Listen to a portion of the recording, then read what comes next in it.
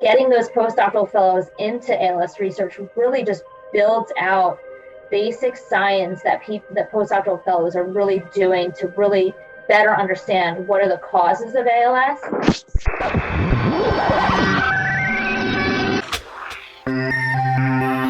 Hello, everybody, and welcome to another episode of Connecting ALS. I am Jeremy Holden, joined again this week by co-host Jessica Chapman. Jessica, good to see you this week. Hey, Jeremy. Good to see you as always. Yeah, summer's moving right along. I hope everybody listening at home and you as well had a nice 4th of July holiday.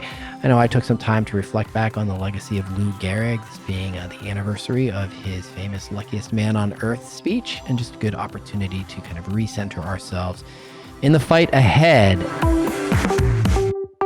And, Jessica, you and I have been talking in recent weeks about doing whatever it takes to make ALS a livable disease and ultimately finding a cure. Yeah, we really have. And one of the ways that we are working to make ALS a livable disease is to find new treatments, new research, invest resources.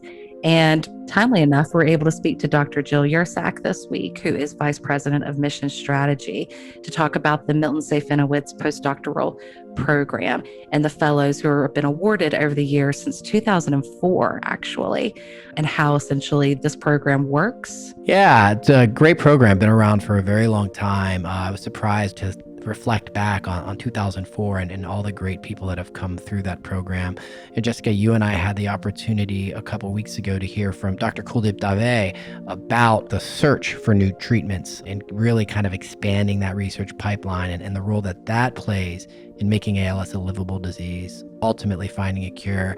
And this week, we kind of look at another side of that coin and how the Staffanowitz program is part of an overall strategy to recruit some of the best young researchers into the field and really expanding that roster of people that are looking for new treatments. Absolutely. And not only recruit, but also retain, which as Jill gets into, showing how successful this program has been at not only attracting people, but also keeping them in the ALS space. Absolutely. Well, Jessica, you're not a doctor and I'm not a doctor, but Dr. Jill Yersak is. So why don't we get out of the way and we can hear from Dr. Jill Yersak.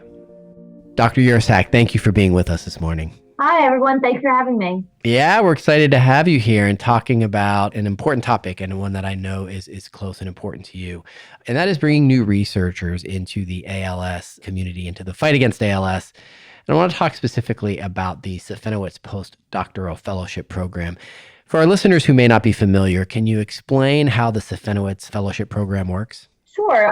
The Staffanowitz Postdoctoral Fellowship Program was founded back in 2004. So we've had this in the works with the ALS Association for a long time. It's one of our, oldest research programs.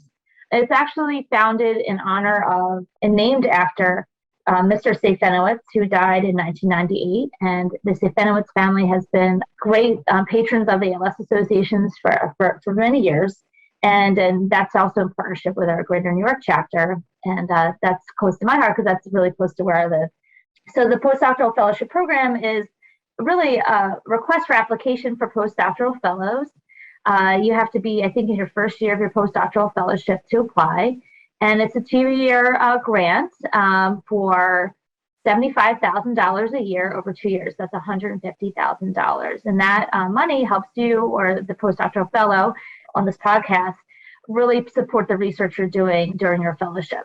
Dr. Yersak, for folks who haven't gone the PhD route, what is a postdoctoral program? So a postdoctoral fellow program is kind of like a residency for medical students, but without the hospital. So you go to, once you finish your PhD, so you go to graduate school for many years, you finish your PhD, and then you want to specialize in something. And so you have an opportunity to pick a lab. And once you're finishing up your graduate school, you take a lot of time to do some more research for your career and figure out where you want to land. And so you can, there's topics anywhere in neurodegenerative diseases. Obviously, we want people to go into ALS research, but it's a choice that you make. And the postdoctoral fellowship is an opportunity for young researchers to really build a research portfolio and publish a lot of papers. So in order to grow up and be an academic scientist, you need to have a lot of publications and papers. And that helps you get your first job and to have your own lab in an academic research center. And this is no easy feat. Research takes a long time, and publications take time to write. So usually a postdoctoral fellowship program can be anywhere from like 3 to maybe 5 years, but I've had friends do longer because they're just building their research portfolio. My postdoctoral fellowship was only 3, but I knew I didn't want to stay in academic research. So it depends on what your career goals are, but it's a really opportunity for you to specialize in a specific disease and become an expert in that disease. Dr. Yersak, you mentioned your postdoc program and your postdoc opportunity. Talk to me a little bit about how that helps focus your energies on a specific field or on a specific practice. That you mentioned that it's a way to help people figure out where they want to land. How did your postdoc, what role did it play leading you into ALS? Yeah, so my graduate school, I worked in another neurodegenerative disease called Kennedy's disease. And I love the brain. I love the neuroscience field, even though my PhD was in molecular cell biology. So when I was looking for postdocs, I knew I wanted to stay in neuroscience. And at the time, my husband had finished medical school and residency, and we wanted to move out of where we lived in New Jersey. So his first job was in Rhode Island. And so I got really lucky and I found a great mentor. Her name is Dr. Ann Hart at Brown University. And so I really liked her because she was open for me to really start my own project. At the time when I started was just a spinal muscular atrophy lab and a sleep lab. But we talked and we decided that I would be the one to start the ALS program in her lab.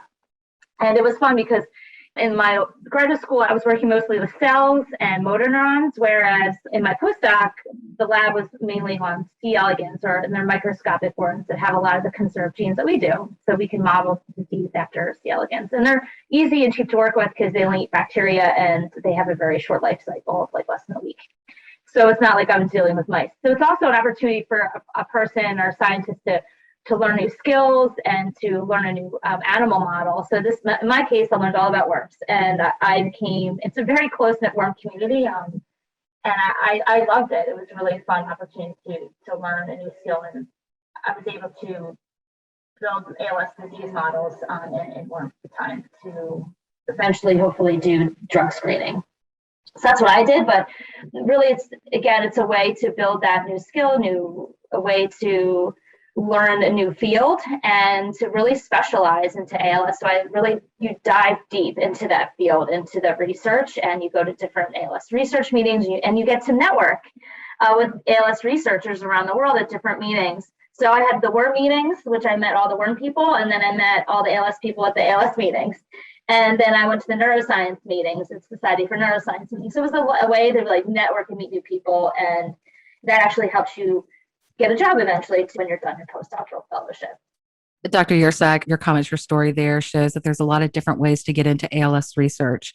But taking us back to the Staffanowitz PostDoctoral Fellowship Program, why is this program specifically so important to ALS research? Yeah, so in my mind, it's really an opportunity for us, the association, to fund young researchers and bring them into the ALS field.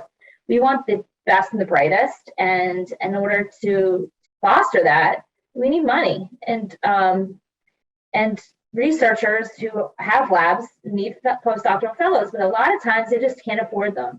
In my case, we had a decent budget, and we had there was 4 of us, 4 postdoctoral fellows, and then they play a really big role. Once you have a postdoctoral fellow, you actually mentor all the graduate students and all the undergrad students, because I was at Brown, so I got to have both. And so they play a big leadership role in a lab and really produce a lot of papers that they're the most motivated to produce. So it really brings young scientists in, they bring their new ideas in, and then they can also build on ideas from the mentors and build out those programs. Like in my case, I started the ALS program, which I'm proud to say that's still going on today. And the students I mentored, some of them stayed in ALS research, which was really exciting. In our case, last year, we funded 8 postdoctoral fellows in 2020. The request for applications for the current programs closed, so we'll know who the new fellows are probably around October, November this year.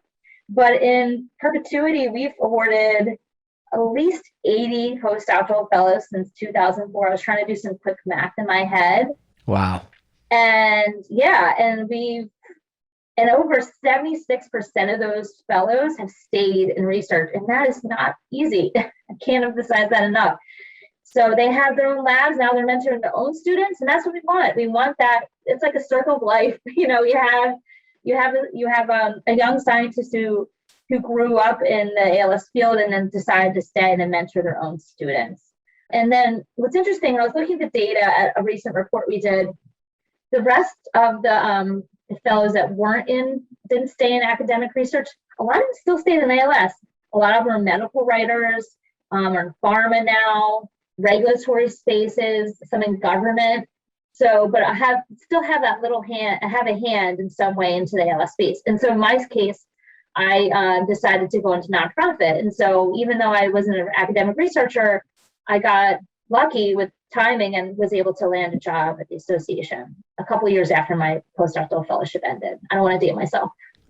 Well, we're fair, right? very, very fortunate for us. Those retention numbers are inspiring to think that, folks are coming in through the program and then staying in the space. Dr. Yersak, one of the things that we've been hearing about and talking about at the association is this idea of doing whatever it takes. And I know part of that is just expanding the knowledge base, knowing more. I know you've been on our show talking about biomarkers and the search to know more about how the disease works, the mechanisms to help guide us toward treatments. But I'm curious the role of, as you've been talking about, how important is it to expand the team of people that are working towards asking some of these questions and digging up the answers? Yeah, the expanding of the workforce is just so important. We need the infrastructures. And really, in my mind, when you have a postdoctoral fellow in your lab, if you're lucky enough to have one, because some labs can't afford them, it's really the heart. They're the mentors. If it's your lab, you are the ultimate mentor, but you're busy writing grants and you're teaching and you have a lot going on. Whereas your postdoctoral fellows are in the lab every day with everybody, and they're the leaders. And they get to teach everybody else and mentor everyone else and make sure everyone's on track. And so when I was a postdoc, we would have weekly meetings with my boss, and she was super available and I saw her all the time. But I know I had other friends in research and postdocs who never saw their mentors because they were just so busy. And they were really almost put in charge in a way of their labs. And so getting those postdoctoral fellows into ALS research really just builds out basic science that postdoctoral fellows are really doing to really better understand what are the causes of ALS. Because a lot of our fellows are involved, and I look back in the projects we funded, are involved in those basic questions of what are the causes and underlying mechanisms that cause the cells to die in ALS. Like what's actually going on at a molecular level or cellular level. And in the last 10 or 15 years, the technology has blown up, and there's so much opportunity to really dive deeper and learn more at that level than ever before. So it's really exciting right now, I think, more than ever, to be a postdoctoral fellow in the ALS space. And, we have 15 right now that are currently actively funding, and it's so much fun to see what they're doing and see who they're mentoring and to talk to them. And because of the pandemic, we used to have a symposium every other year with our Greater New York chapter, but because of the pandemic, we had to put that on pause. So we're hoping that we can get that back up and running again. And we're thinking of other creative ways of how we can get our postdoctoral fellows together virtually to meet each other and to network, because it's really creating actually our fellowship program a little network of people too, to get to know each other and see what each other are doing and how they can help each other. I've been in symposiums where someone presents and someone says, "Oh, well, I have this idea based on what you just said," and like, "Oh my goodness, I didn't even think of that." And then they go back to the lab and learn from each other. It's really cool to watch. Dr. Yersak, you kind of touched on this already, but I want to see if there's anything else to expand upon regarding barriers to preventing more researchers from entering the ALS space. You did note that money is definitely a concern. You also touched on infrastructure. Is there anything else, or can you expand more on those two areas of why they might be preventing researchers from entering ALS? Yeah, you need money and you need people, and you need supplies. And in order to buy the supplies, you need the money. So, what were the postdoctoral fellowship program was really building that infrastructure of the people and the supplies. And so labs, even small labs, because you think of a lot of times when you think, and my friends think of an academic scientist, they think of these like big labs and these big universities where like sprawling and have all the things and all the equipment and all the supplies. That does exist, but there's a lot of labs out there that are small and they're starting out, and they need postdoctoral fellows more than anyone to get their projects off the ground and published, so then they can apply for more money for bigger grants, like at the NIH for like an R01. And for a postdoctoral fellowship, I think it's a K99. Don't quote me on that, but I think that's what it is. That, at the NIH, which is an even bigger grant, and really even more prestigious to get like an academic job finishing your postdoctoral fellowship. So it's a way to get the research done and the publications done to build your CV to be able to get that big job, academic job. And that's what we're doing, and that's what we're proud of. Because without that infrastructure, the bottom is just going to fall out, and you won't have the people to do the real work to get those projects done, those publications out. And, when I say publications can take a year to write and to edit and to get submitted and to be accepted into a journal. So it's a long time. I want to talk about the publications aspect of this. You mentioned, Dr. Yersak, that in the last 15 years, the knowledge base has expanded. The number of people that are drawn to this field has expanded. We saw when we looked at the impact of the Ice Bucket Challenge, that leveraging some of the grants into additional research down the road, and a lot of the collaboration that we saw coming out of some of that spending. But for folks at home who don't get the quarterly journals, talk a little bit about the importance, like what is the impact of a journal article, of those publications, beyond building out a CV? What's the real world impact of additional journal articles? Like, how do they come into play? Yeah, you want to publish so everyone knows what you're doing. If you don't publish, then what you're doing doesn't really matter as much, because if you have a wonderful finding or you find something new, you want to tell everyone. And in order to do that in an academic setting, you have to publish a paper, and it has to be cited. So then I could take that work and say, oh my goodness, look what Jeremy and Jessica and their labs did. It's so awesome. I love this new technique. And now I can take that new technique, I can call Jessica and Jeremy and say, oh my goodness, can you please share with me some more information on how to get this new technique done? And then you share information with me, then I can then take that new technique or new information and do a new project. And then I cite your work and my work. So it's a way to learn from each other, to learn new techniques. And, and even if you have negative results, it's important to publish them, because you don't want someone making the same mistakes you made and say, trials fail all the time or projects fail all the time. And say I went down a road to some pathway in the cell that I really thought was promising, and it turns out, unfortunately, which sucks, that just wasn't what I thought it was. But that information is still super valuable, and people won't know that unless you publish it. So that those publications are gold. It's really the gold standard of academic research. And there's tiers of different journals. You don't have to be in a Nature, or Cell, or Science to excel. Those are like really hard to get into. But there's a ton of journals underneath them that are really great, that you don't have to have like reams and reams of data for to get into, that you can publish in, even if it's negative, so people can still learn. Because when you, as a scientist, you go on PubMed and you search for ALS, and the ALS plus C. elegans, the worm model is using, and then I could see what's been happening lately, and then I can learn from that. And that's something we do as academic scientists all the time. So in other words, I can learn what not to do with the worms because we've already tried it. Yeah. And I can learn what we learned about what worked with the worms and try it on the mice and eventually on the people, and we work our way up. But now I'm learning about, don't do that with the worms, do this with the worms. Exactly. Yeah. I love how you said that. Yeah. It's my goal to be one of the worm people now. You should be. It's a great community. I imagine so. Is there anything else, Dr. Yersak, that you want to share about this program?